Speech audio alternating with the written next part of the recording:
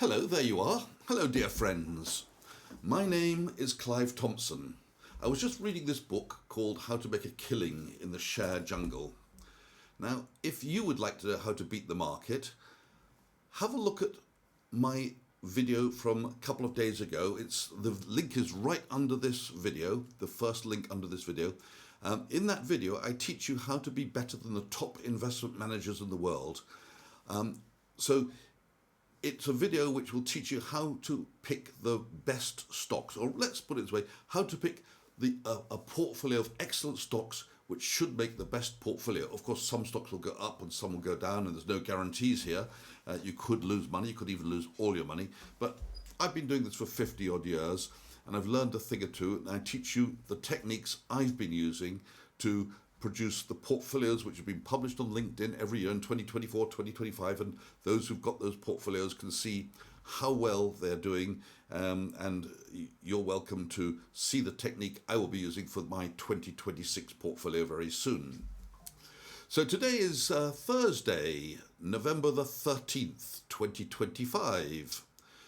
Christmas is getting closer. But it's already Christmas for some investors in gold and gold mining stocks. And we'll get back to that later. Today, I'm going to tell you about the financial news and the stock market news of the last few days. I'm also going to tell you about a bank robbery I found myself involved in when I was a little bit younger. But let's start with the big news of today. At least I see it as big news. And that's to do with the end of quantitative tightening, which is already announced by the Federal Reserve. Jerome Powell said on the 1st of December, the Federal Reserve will stop the quantitative tightening. And I mused that at some point, quantitative easing will come. And I'll explain what quantitative easing is. Quantitative easing is the process whereby the Federal Reserve buys government bonds, perhaps to engage in what's called yield curve control to stop interest rates rising. So if you buy bonds, you keep the price up, or put another way, you push the yield down. So the more they buy, the lower the yield is. So if they buy bonds, they stop yields from rising. But when they buy bonds, what do they buy it with? They've got to print cash. And that cash is newly printed, electronic cash. So they print the cash, buy the bonds. The liability side of the Federal Reserve's balance sheet goes up because they've got more liabilities. That's the cash which has been printed. And the asset side goes up because they've got more bonds.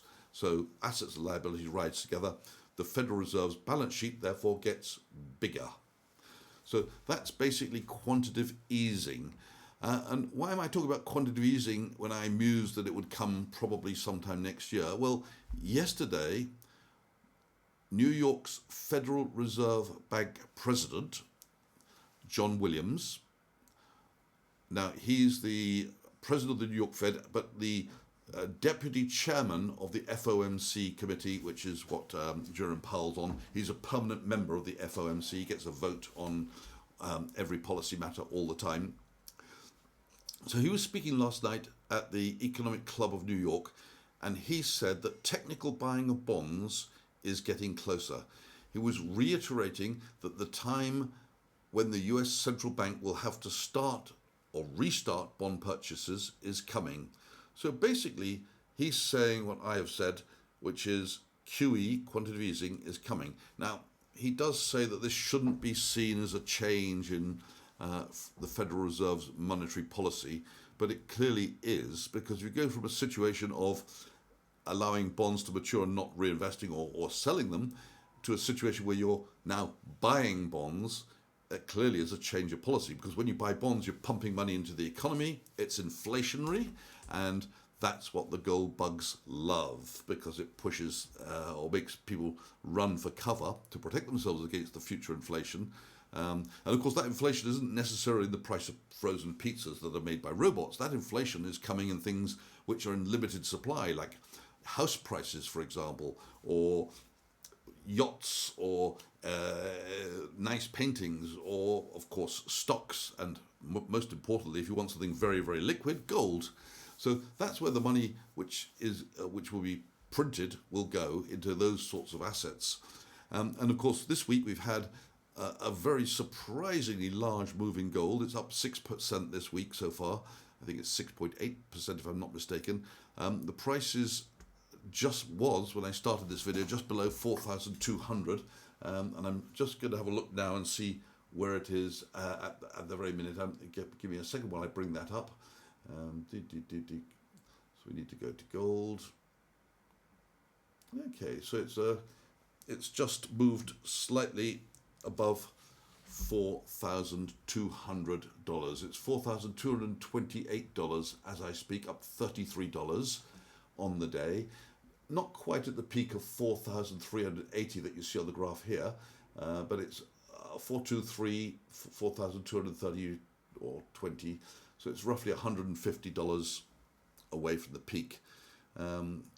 So that rally in gold has come quicker than I or others expected. I think most of us were expecting the gold price to linger here in this range, slightly below 4,000 and slightly above. Perhaps if we go here, we're probably looking at a range somewhere above 3,500. So that sort of 3,700, 3,600 up to 4,100 was kind of the range expected, and we moved out. So there's some more good news elsewhere for gold, actually, because the US shutdown has come to an end. It means after 43 days of being furloughed at home, millions of federal workers can now go back to work. And whether they were actually working or waiting at home to be told to go back to work, they will now receive their back pay as soon as practical. We don't know exactly when that'll come, but obviously that's going to be a bit of a boost to the economy, even though many of them will have had to borrow, or more likely in many cases they'll have reined in their spending for a month or so while money wasn't coming in the door.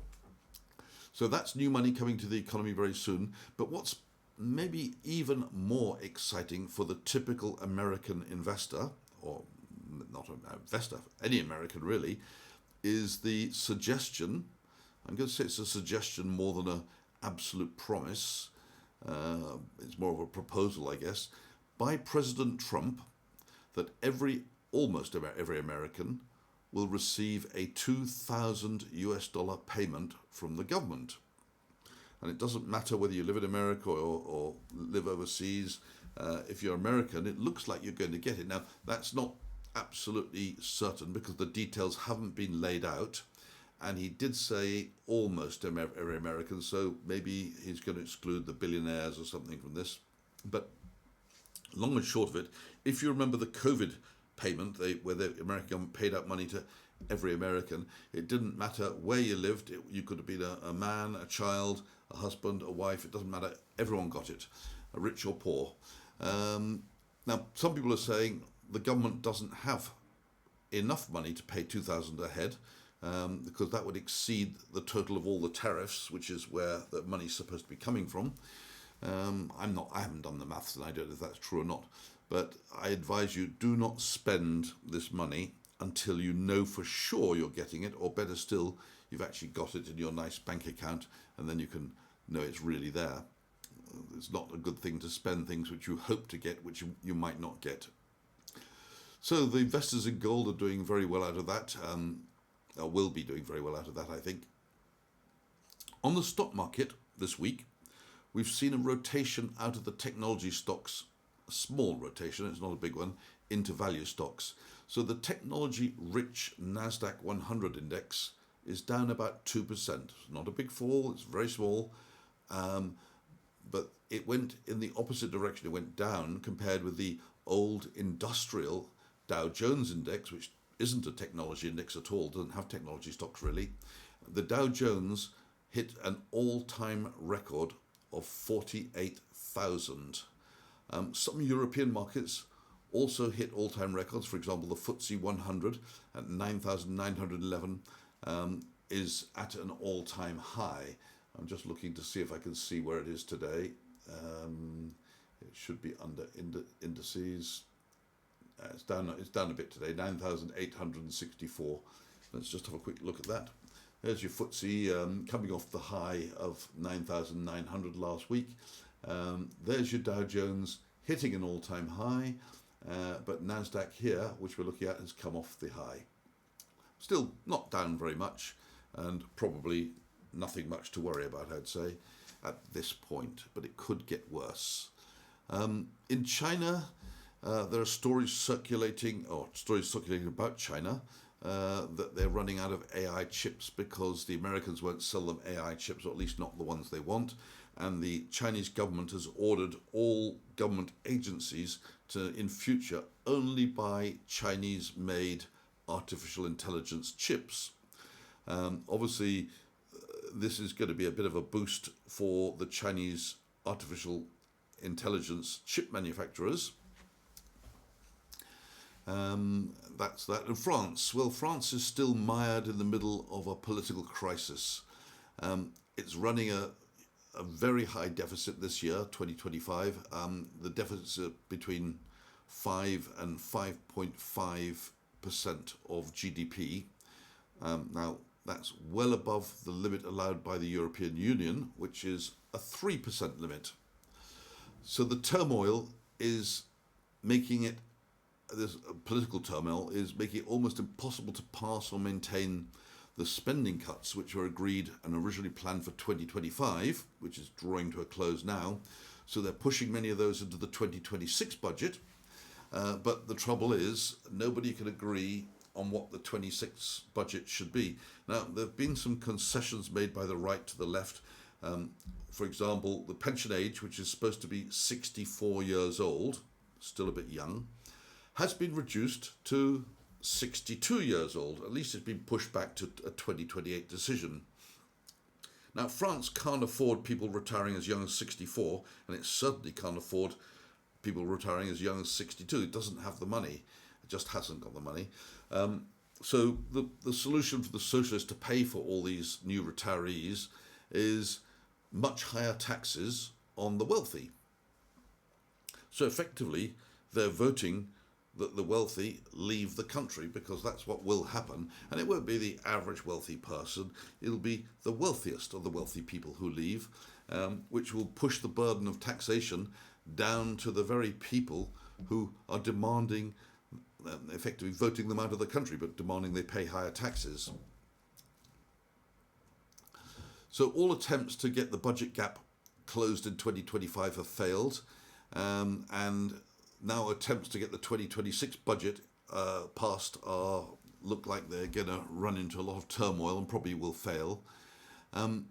Voting will take place on the 26th budget, or at least part of it, on the 17th of November, and the part which they're going to vote on are the parts about the areas where they'll raise revenue.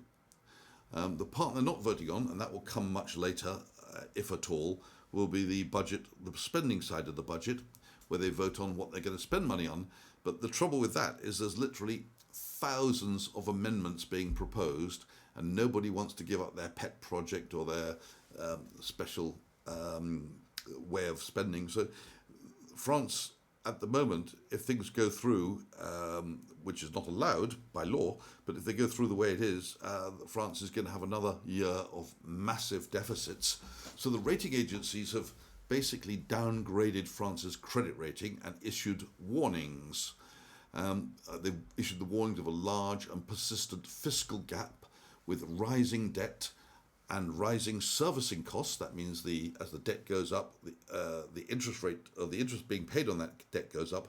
But also, because France is becoming a more risky place to invest in, longer dated bonds cost a lot more to borrow money for 10 years or 20 years than it does for overnight. So interest rates on French debt are about 1% higher in euros than German debt in euros, because it's seen as more risky. And investors are getting more concerned about France's ability to stabilize its finances, and therefore, much worse, worries about its ability to repay what it owes. Not tomorrow, but 5, 10, 20 years from now. That's where the concerns lie. Will France even be in the EU, or will it be in the European monetary system? I mean, everybody thinks so, but there's a chance it won't. And will they be able to solve their budget problems? I'm not going to tell you the answer to that, because I don't know the answer. And but it's a bit of a worry at the moment. Now, I did say I'd tell you a story about a bank robbery which I was involved in many years ago. So this is about 45 years ago. I was working in the Cayman Islands for one of the largest banks in the Cayman Islands, and downstairs we had a very large hall where customers, Caymanian customers, local customers, could come in and take out their salary or cash checks or whatever. So I was in the banking hall taking out some money from my account to go shopping, and suddenly there's a big commotion and a man rushes in the door. Now, bank robberies were not something I'd ever heard about in the Cayman Islands, but this man was rushing in the door. He's wearing a black mask and he's waving a gun in the air, and he shouts out with a very local Cayman Islands accent, "Give me your money. This is a bank robbery," or was that effect.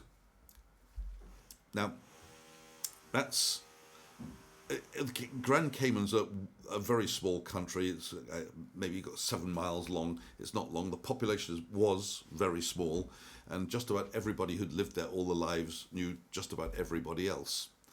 Anyway, he comes in and he's shouting with this local accent, "Give me your money. This is a bank robbery." And he's pointing the gun at one of the tellers. But unfortunately for him, some of the bank clerks recognised his voice, even though he's got a face mask on. And one of the tellers, the cashier, she shouts out to him and she says, "Is that you, Edward E. Banks? What are you robbing a bank for?" Now, Edward E. Banks is not his proper name. I can't remember his name, so I'm just using that as an illustration of the name. So Edward E. Banks turns around and glares at the cashier and says, "No, it's not me. Don't say that. Now give me the money." So, "No, it's not me. Don't say that. Give me the money." So everybody knows who it is by now, because his voice is easily recognised by several of the employees. But he grabs a bundle of money from one of the cashier's trays and runs out of the bank. And it didn't take long for the police to arrive, and they know where he lives, and I guess half of the people in his town know where he lives. So they're looking for him. He's not at his house. But the next day, he emerges from the mangrove swamp. On the Cayman Islands at the time, I suppose it's still there today, there's a lot of swampland with mangroves, and basically the mangrove swamps are absolutely chock-a-block full of mosquitoes. There was a big mosquito problem when I was there 45 years ago. You didn't want to go out at dusk or dawn because the mosquitoes would be so thick in the air you sometimes could barely see your car at the end of the drive because of all these mosquitoes buzzing around. Then they'd go away at a certain time. Anyway, he'd been in the mangrove swamp, and unfortunately for him, he'd been bitten so badly by the mosquitoes they had to take him to hospital. The police managed to recover the gun, which turned out to be a fake gun, and they also managed to recover the money. And they locked the gun and the money up at the police station to keep as evidence for when he got out of hospital, to be charged with the crime of attempted bank robbery. The trial duly came, but unfortunately for the police, when the judge asked them to present the evidence, they had mislaid it or lost it. But despite the lack of concrete evidence, there was enough evidence relating to them having witness statements, having recognised his voice and so forth, that he was convicted, and I think he went to jail for a relatively short amount of time. So, ladies and gentlemen, that's all I've got for you today. Don't forget, if you want to learn how to pick the very best portfolio stocks, so I'll teach you how to pick really interesting and good stocks, and if you put them together in a portfolio, some will go up, some will go down. You want to know how to do that? Look at the link immediately under this video. that will take you straight to that video. It's a video where you'll learn how to do it, and it's absolutely free of charge. There's no cost or sign up or anything like that. So yeah, I hope you'll go there. And if you like this video and want more, don't forget to like and subscribe. And I'll be trying to look at the comments later today and answer as many of them as I can. I'll certainly read them all. I may not be able to answer every single one. Thank you very much, ladies and gentlemen, and have a great day.